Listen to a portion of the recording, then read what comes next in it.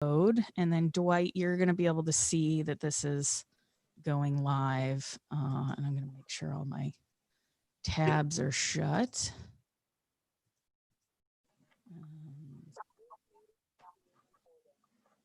Sound is off. Excellent. Well, welcome everyone to the Wednesday installment of Big If True for Disinformation Awareness Week.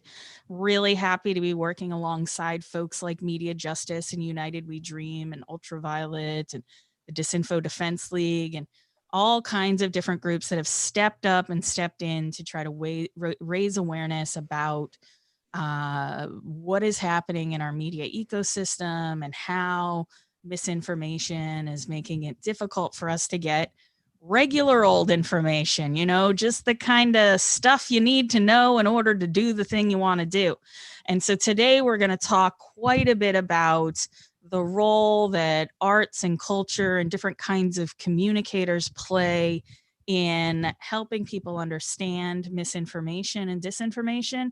But then also, we really want to give people a sense that there's a role for everyone to play in raising awareness about disinformation. So I'm so happy that this week exists. And Katy just told me that it's also Media Literacy Awareness Week. So that's a great synergy here for what we are intending to do. And so by way of introductions, I'm going to go around and ask everybody to introduce yourself and the organization or the kind of work that you've been doing related to misinformation. And we'll start with you, Bridget. Good morning, y'all. I am Bridget Todd. I'm the communications director with Ultraviolet, and I'm also the creator and host of a podcast on iHeartRadio called There Are No Girls on the Internet, where we dig into all of the ways that traditionally underrepresented voices, communities of color, women show up online. And right now we are working on an exciting new series all about, you guessed it, disinformation. So super excited to be here. Can you tell me briefly what Ultraviolet does? Because I know they have a great resource out about how to report on women and candidates of color. Yeah, Ultraviolet is a feminist organization that works to build a meaningful political power that centers women and non-binary folks. And so we put out this great resource to really educate both people in the media and also everyday folks on how disinformation that relies on bias, things like women can't be trusted, or women make bad leaders, to continue this cycle of disinformation. So really trying to tease out some of the complexities of why disinformation is so insidious and what we can do to stop it. Excellent. Excellent. Love to hear it. Liz, we're going to go to you next. And I will screen share here and show people the awesome resource that you have put together while you introduce yourself. Great. Hi, my name is Liz Prince. I'm a comic book artist, and Joan got me involved in this Choose Your Own Destiny comic about navigating disinformation during this particularly unique election cycle. And so the idea was kind of to try to get younger folks who either might not be voting age or know someone who is maybe on the fence about voting or is having a hard time navigating all the misinformation surrounding how to vote during this election. So it's kind of a fun play on that idea. I called it Dragons and Democracy and Dragons, kind of like a Dungeons and Dragons play. So I turned like the disinformation into like the kind of characters you might encounter in like a role-playing game, and then you play through the game to get to vote. Excellent. And we would be remiss not to mention the fact that you are also an award-winning comic book artist that does amazing things for the youth. You've really the youths of today. And I just really love your I don't know if the memoir is the right idea, but the graphic novel Tomboy. Is that what a memoir means? Because I don't often know. Yeah, it's basically me writing about my childhood and how gender stereotypes affected that. And I see like a really big correlation between stereotyping and disinformation because they kind of work in the same vein, where it's like these preconceived notions that kind of undercut just the different ways that people actually really exist. So excellent. No, and I felt that when we were talking about the initial ideas behind what might go in the Democracy and Dragons comic, is that, yeah, so much of disinformation relies on people just making assumptions and following them through. And so that is something that we're going to continue to have a bit more of a discussion around that in a moment, because first I want to introduce Katy Byron from MediaWise. Let us know. Thank you so much for having me. Nice to meet Liz and Bridget as well, virtually, of course. I manage the MediaWise project at the Poynter Institute. Poynter is a journalism teaching nonprofit organization, and MediaWise, which is what I spend doing all day, every day, is a digital media literacy initiative. It started in 2018, focused on teaching teenagers how to sort fact from fiction online. But this year we expanded to college students with a first-time voter project in January called the MediaWise Voter Project, which we partnered with Joan and Liz on the comic with for that project, and are promoting that through that work as well. It's definitely first-time voter friendly. And we also have a MediaWise for Seniors program for people 50 and up that we launched in the middle of the pandemic in June because there was such a desperate need for that age group to be to get educational resources for identifying misinformation online. Amazing. I think that, so many of the resources that you can get at the misinfographics.net, if you click in the upper left-hand corner, sorry, never learned my rights from my lefts, you'll see that there are voter resources available, and that will link you to the MediaWise MVP project, as well as many, many other things. And so let's talk a little bit about what makes people susceptible to misinformation narratives. One of the things that I love about the choose your own adventure style is there are ways in which you can get lost in the forest of disinformation, and then there are ways you can get back out. But one of the panels that I thought was really really worth us digging into a little bit in terms of trying to get people to understand how repetition of information and just starting to get distracted and fall into the rabbit hole of more interesting and sensational storylines. Liz, I really love the way you treated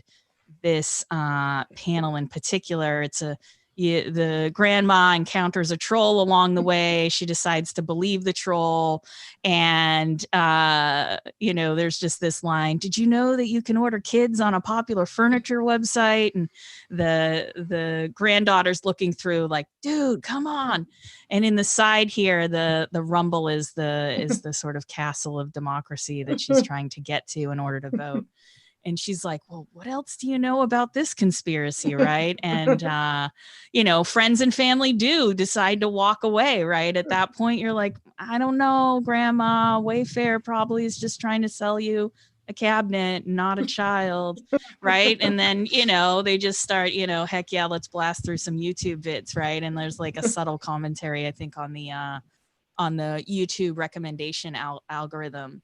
Liz, can you tell me a little bit about what goes into creating and making this seem so simple, even though my explanation of it had to go on for 2 minutes? Like, I think you were really able to nail it there. Well, I think that the great thing about comics as a narrative device is that you can do something like make a online troll as an actual troll, which kind of like adds this idea of like ridiculousness to it without having to spend a whole bunch of time describing like who that person is and what their motivations are. And so, creating the characters kind of around this like traditional, like almost like fairy tale, like the grandma's got like a little Red Riding Hood thing going on. And, the whole idea behind that fairy tale is that like the grandma, there's an imposter. And so it's kind of like, oh, all right, like we can make these characters that are representing things that they believe to be true themselves, but just the way that they're presenting the information, like it makes it a little easier to be like, wait a second. Whereas, you know, actually online when it's like, you know, Patriot Storm Blitz.news, you know, says, which is a real XYZ. URL, I'm sure. Yeah, probably. You know, like the Either that or you Sharknado just of made it. political news. Yeah. I know it's going to be up by the end of this live stream. But, you know, stuff like that, it's like, is it real? Do I want to spend the time having to figure out where it comes from? So it's a big opportunity to use comics to kind of get this type of information out. Information that maybe even seems like a little academic and almost like, you know, what's the word I'm looking for? Accessible. Yeah, Accessible, right? this It's is making it readable. accessible. Yeah, it's not a lot of. Yeah, there's not a lot of fluff there, which is exactly what my business is, you know, most in academia don't think about simplicity in messaging. And I was just retweeting the link here. And so if people are listening out there in Radio Land, please let everybody know that we are live here. But this is going to be available for the rest of the day, probably in perpetuity, because I don't know how to delete anything off the internet. But let's go with this theme of accessibility. Bridget, your work really is about breaking it down and making it so that a very general audience that maybe doesn't understand what disinformation is, how it can snake its way into common conversations. People don't understand that this is strategic communications work, right? And so your work in ultraviolet is also a kind of mirror of the kind of things that you have to think about in terms of like, how do we get our resources to new people? And misinformation operators and disinformers are thinking the same thing. So as you're trying to break down that process, what are the things that you're hoping to bring to the fore in your next set of your next series on disinformation? Well, I think that's so true. And when you were showing Liz's comics, I love you're a genius. I love the use of graphic novel or graphics in this way, because it is so accessible.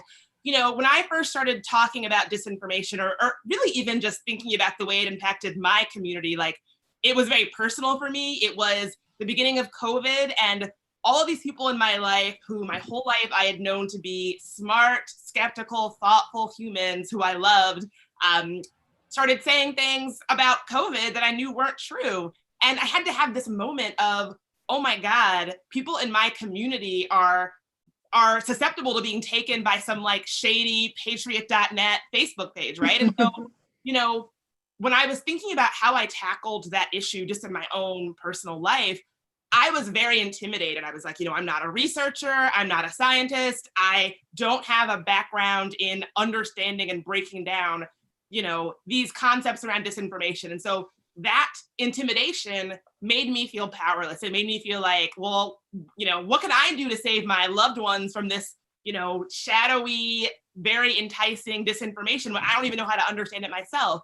And honestly, learning that, finding resources that really broke it down for me and spoke to me and made me realize, actually, this is not that complicated for me to understand. Actually, if I can figure out ways of helping other people understand this in ways that use story, right? In ways that like center the people who have dealt with it and have got to the other side, actually, it'll be a really good resource that helps people understand that they can get to the end and slay this disinformation dragon, you know, themselves. And so, I mean, I remember the first time, Dr. Donovan, that I had you on the podcast, I was like, oh my God, I hope that I better do some research to brush up on all the like academic jargon I am sure to get. And I was so relieved and refreshed to find out like, oh, I can understand this. If I can understand this, anybody can understand this. And if anybody can understand this, we can combat this together. And I think that should be the role of an educator, right? Is to be able to break it down into digestible, understandable chunks. And what's really hard with media manipulation and disinformation is it is meant to trick you. And so people do feel either a sense of shame if they realize they've been duped, right? That might even lead to an impulse to double down and be like, no, I've believed this so long, it must be true. Or, we've definitely also had instances where people don't want to, admit that the things that they're sharing are a problem. But then in other instances, they know it's not true and they share it anyway. There's great research out there by Alice Marwick about why people share fake news. And it's just, sometimes it just feels good. Like people are sharing it because it confirms what they think about the world. And sometimes though, too, I should add that some of this disinformation does have at its base a kind of kernel of truth. Katy, can you describe some of the ways in which MediaWise has tried to get people attuned to how misinformation and disinformation shows up in their everyday lives? I love the fact that you are working with like AARP to try to get new folks to understand this crazy online world. So let us know. Yeah, absolutely. And I think to go back to Liz's comic, and just really what you guys were talking about, making this digestible and not intimidating, I think is definitely one of our goals as well. And also, I like to say it's not rocket science to try and identify misinformation and disinformation. And we do that in one of our strategies really is very kind of quick hit tips. We do a lot of social content because people are spending lots of time on social media, right? So our @MediaWise handles are active across platforms. And we have a series of partnerships, like you mentioned, AARP, to really just kind of scale our work. We worked with them to create a webinar, a series of short videos that are on their fact tracker section of the website, aarp.com/fact tracker, and also created training materials for their volunteers to train AARP membership virtually for now. But we also have a series of partnerships with social media influencers and influential accounts. Like one of our most successful this year is with the Instagram account @KaleSalad, which is the most popular meme account on Instagram. And we created partnered posts together that went on the Kale Salad account and the MediaWise account. And those have gotten hundreds of thousands of views, and they're teaching media literacy tips. One other strategy we had this year that is still available free now and on the comic page, resources page that Joan mentioned, is a text message course. So an online course that you take by text message. Every day you get a text for 10 days teaching you media literacy skills and fact-checking skills. Very digestible, focused on first-time voter audience, and that's available free thanks to support from Facebook and our other funders as well. So there are, it's really important to us, and I think one way that we've reached, large scale with the MediaWise project of going where people are. So really focusing a lot of our educational resources being promoted on the platforms where people are spending so much time and through these sort of influencer account partnerships. Can I say something about that? Yes, please. I love that you're using memes, because I spoke earlier about like my family members and community members who have sort of been taken by COVID disinformation. It was memes that got them there, right? It was like these memes that they would see on these big accounts that would be like, oh, wait, maybe it is a hoax. Wait, maybe masks don't work. And I just love that you're, the disinformers and media manipulators know the power of memes, and they're using memes. And I'm just so happy to see that you all are using memes for good to bring folks back to the other side. You took the words out of it. I was going to say memes for good. That was going to be my joke. But it totally is. And one other thing worth mentioning on that is it's so interesting, the work that we're doing in disinformation, because it changes every day. So we had all these predictions, at the beginning of the year, what were going to be one of the biggest kind of spreaders or types of misinformation or disinformation vehicles, and memes was one of them. And yes, it's been a big problem, but I would say video manipulation has been more significant than we anticipated, right? And not like that full-blown deep fake, but a cheap fake style, right? So we kind of had to twist and turn, what we were teaching through the course of the year. So we really have to be nimble. And so, like longer term curriculum development is something that we have steered away from. We have a number of online virtual courses that are, 4 modules maximum, and we continually are updating and changing them. All the links for those are in that about page on the Comic Strip website. But anyway, so I thought that was worth mentioning, because I think teaching to think more critically, so it's skills that can be applied on whatever you might find is essential, because you can teach based on a couple of examples, but the types of disinformation people might see could change tomorrow. That is so true. I think that we are, I keep describing this moment as the Olympics of disinformation rather than the Super Bowl of disinformation, where there's just many, many events and there's many attempts. And I agree with you, the cheap fakes that we've been seeing, especially, like I'm not here to lie to nobody. Like Biden is prone to gaffes, right? He accidentally says things. He says the opposite of what he means. And sometimes he'll repeat disinformation that people have said about him. And those little snippets are just really easily clipped and recontextualized and just thrown into social media. We're like right now looking at this one cheap fake. Our team, Emily Dreyfus, is really doing a deep dive on the cheap fake around Biden saying they've created the most extensive voter fraud organization.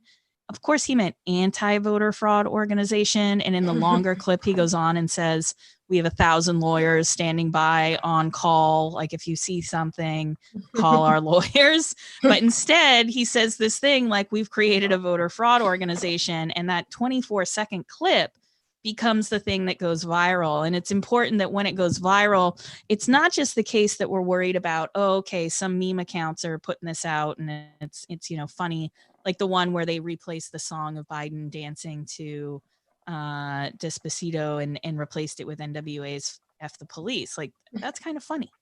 I'm not gonna lie, like that's a pretty funny joke. And it's funny when it comes from accounts that are prone to doing funny things. It stops being funny when it's the president, right? And in this case, too, with the voter fraud organization, cheap fake, we're definitely seeing a very similar kind of tactic. And so, in some ways, the power of the presidency, I was talking with Yochai Benkler and Rob Ferris yesterday about their recent reports on the notion that the mail-in voting is somehow rigged. And they have a very large report out that that really shows that when the president says something, there's an entire machinery of communication that is behind making sure that what he says resonates and sticks. And we have very similar machinery in different professions, right? Journalism kind of has its own promotional schemas, and public health has promotional public health officials that are supposed to come out and be able to fight against these rising tides of disinformation. But for some reason, the volume never really gets cranked up on the things that matter, like timely, local, relevant information. Instead, social media really trains us to look at the sensational, the outrageous, the provocative, which I think goes right back to your point about why certain memes really resonate, right? So you have Instagram, which is kind of like a meme delivery system in a lot of ways, right? If you want to have a popular Instagram account, you better not be posting pictures of your supper every night, right? Like my cat is cute, but my cat isn't going to carry 500,000 followers. So something like Kale Salad as an account is really crafted in order to deliver short bits of information. And most people go to it because they expect things that are funny, not necessarily informative. And I want to show this video of the meme that they that they did with MediaWise, because I think it'll be kind of fun for people to watch. So share screen, do this, click that. While you do that, it's worth mentioning, Joan, that we actually offer with MediaWise digital media literacy training for influencers and accounts holders that have large followings, in the millions. That's something that we offer as a service and are going to be doing with TikTok, and we've done some with YouTube creators, and we'll hopefully doing more next year. Me and Liz are going to sign up. Me, Liz, and Bridget are going to sign up. I'm very I'm ready to be this. trained. It's a new program for us, but it's a big deal because I see it as a very scalable way to combat misinformation, because the accounts that are very large that share misinformation, in particular celebrity accounts, I think a lot of the time they don't know that they're doing it, right? Mm-hmm. So if you have some sort of basic digital media literacy and fact checking training for those account holders, I think it could be really valuable. Excellent. All right, so let's watch this vid and then we'll get some final thoughts from everyone. See if this volume will work.